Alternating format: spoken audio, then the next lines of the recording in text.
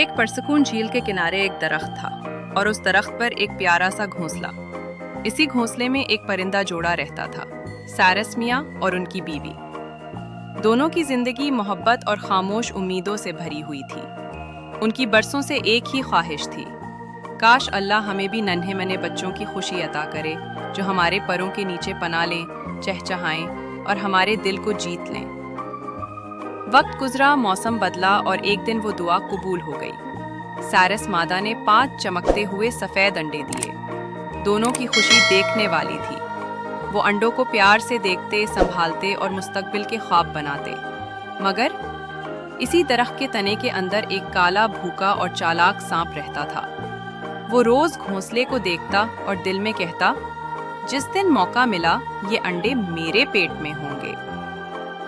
ایک دن ایسا آیا جب سائرس میاں اور بیوی دانہ چگنے کے لیے باہر گئے۔ سانپ نے موقع دیکھا، درخت پر چڑھا اور گھونسلے سے 2 انڈے نگل گیا۔ جب سائرس لوٹے تو 2 انڈے غائب تھے۔ دونوں کے دل ٹوٹ گئے، مگر وہ کمزور نہیں، سمجھدار تھے۔ رات کو سائرس نر نے ایک منصوبہ بنایا۔ اس نے گھونسلے میں رکھے باقی 3 اصلی انڈے ہٹا کر ایک محفوظ جگہ پر چھپا دیے اور ان کی جگہ 3 سفید گول پتھر رکھ دیے جو بظاہر انڈوں جیسے لگتے تھے۔ بیوی نے حیران ہو کر پوچھا، یہ کیا کر رہے ہو؟ سائرس نر نے کہا، سانپ پھر آئے گا، مگر اس بار وہ انڈے نہیں، پتھر نکلے گا۔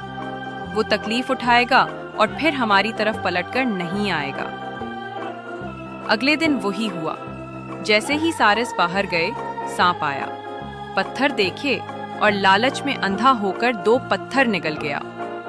سختی نے اس کے پیٹ میں درد بھر دیا۔ وہ گھبرا کر واپس بھاگا اور تب سے اس درخت کے قریب بھی نہ آیا۔